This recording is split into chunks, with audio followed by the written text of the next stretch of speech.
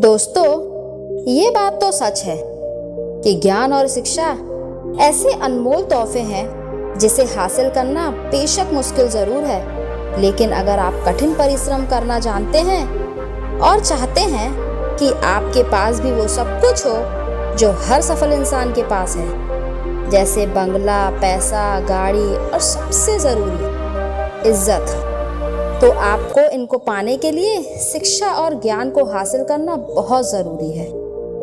इसलिए आज हम आपके लिए लेकर आए हैं एक ऐसी कहानी जिससे आपको शिक्षा और ज्ञान का महत्व समझ में आएगा। तो चलिए सुनते हैं ये कहानी। एक बार की बात है, एक राजा अपने सिपाहियों के साथ जंगल में शिकार के लिए गया, लेकिन अचानक बारिश का मौसम होने की वजह से आकाश में अंधेरा छाने लगा। राजा अपने महल से भटक गया और सिपाहियों से अलग हो गया। भूखा, प्यासा और थकावट की वजह से उस राजा की हालत बहुत बुरी हो गई। राजा बहुत परेशान हो गए, लेकिन कुछ वक्त बाद राजा को 3 बच्चे दिखाई दिए। तीनों बच्चे काफी अच्छे दोस्त लग रहे थे। राजा ने उन तीनों बच्चों को अपने पास बुलाया और कहा, क्या तुम मेरे खाने के लिए खाना और पीने के लिए पानी ला सकते हो? ये सुनकर तीनों बच्चों ने कहा, जी, हम अभी घर जाकर आपके लिए कुछ लेकर आते हैं। ये कहकर तीनों बच्चों ने अपने गांव की तरफ भागे और अपने अपने घर से राजा के खाने के लिए काफी कुछ ले आए। राजा बच्चों के जोश और प्यार को देखकर बहुत खुश हुए और तीनों बच्चों से ये सवाल पूछा, बच्चों, मुझे आज तुम तीनों से मिलकर बहुत खुशी हुई। तुम अपने जीवन में क्या करना चाहते हो? मुझे बताओ, मैं तुम्हारे लिए कुछ करना चाहता हूँ। बोलो, तुम्हें क्या चाहिए? ये सुनकर तीनों बच्चे कुछ देर तक सोचते रहे और फिर थोड़ी देर में उनमें से एक लड़के ने कहा, मुझे धन चाहिए।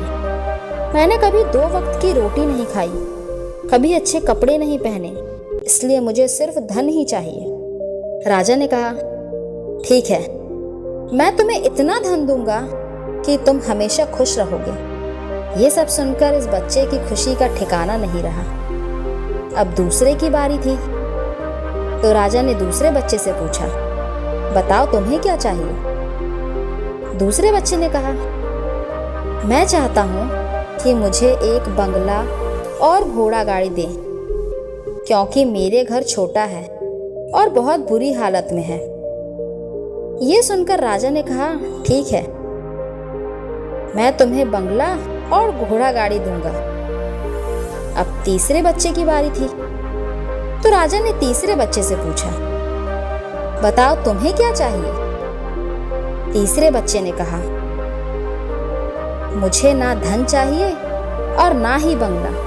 मुझे आप ऐसे आशीर्वाद दीजिए कि मैं विद्वान बन जाऊं और शिक्षा पूरी होने के बाद अपने देश की सेवा करने के लायक बन जाऊं।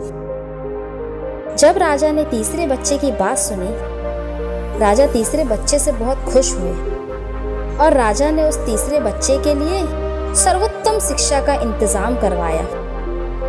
तीसरे बच्चा बहुत मेहनती था, इसलिए दिन रात एक करके उसने पढ़ाई की और बहुत बड़ा विद्वान बन गया और सही वक्त आने पर राजा ने उसे अपने राज्य का मंत्री बना दिया। अचानक राजा को सालों पुराने वो घटना याद आ गई। राजा ने मंत्री से कहा, कुछ सालों पहले तुम्हारे साथ जो 2 बच्चे थे, अब उनका क्या हाल है? मैं एक बार चाहता हूँ कि तुम तीनों से एक साथ फिर से मिलो। एक काम करो, अपने तीनों दोस्तों को कल खाने पर आमंत्रण कर लो। मंत्री ने अपने दोस्तों के पास ये संदेश भेज दिया। अगले दिन तीनों दोस्त राजा के सामने उपस्थित हुए। राजा ने कहा, आज मैं तुम तीनों को फिर से एक साथ देखकर बहुत खुश हूँ। राजा ने मंत्री के कांधे पर हाथ रखकर कहा, इनके बारे में तो मैं जानता हूँ, तुम दोनों मुझे अपने बारे में कुछ बताओ। ये सुनकर जिस लड़के ने धन मांगा था, उस लड़के ने कहा, महाराज, मैं बहुत परेशान हूँ। आपने जितना धन मुझे दिया था उतना धन पाकर मैं बहुत आलसी हो गया और मैंने बहुत सी बेकार चीज़ों में अपना धन को बर्बाद किया और मेरा बहुत सारा धन चोरी भी हो गया। इसीलिए मैं आज उसी हालत में हूँ जिसमें आपने मुझे पहले देखा था। ये सुन राजा ने दूसरे लड़के से पूछा, बताओ तुम कैसे हो? दूसरे लड़का जवाब दिया, महाराज मेरा भी कुछ ऐसा ही हाल है।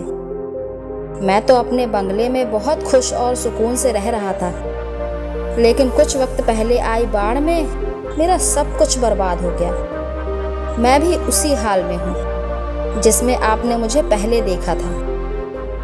ये सब सुनकर राजा ने कहा, अब इस बात को याद रखना कि धन दौलत संपत्ति हमारे पास हमेशा नहीं रहती, लेकिन ज्ञान और शिक्षा ऐसे अनमोल खजाने हैं जो हमेशा हमारे पास रहते हैं और इससे कोई चुरा भी नहीं सकता।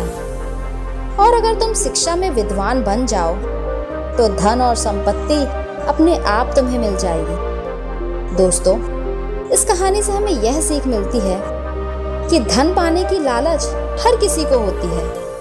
हर कोई चाहता है कि वो अच्छे घर में रहे, अच्छा खाना खाए, अच्छे कपड़े पहने, एक सेठ की जिंदगी जिए।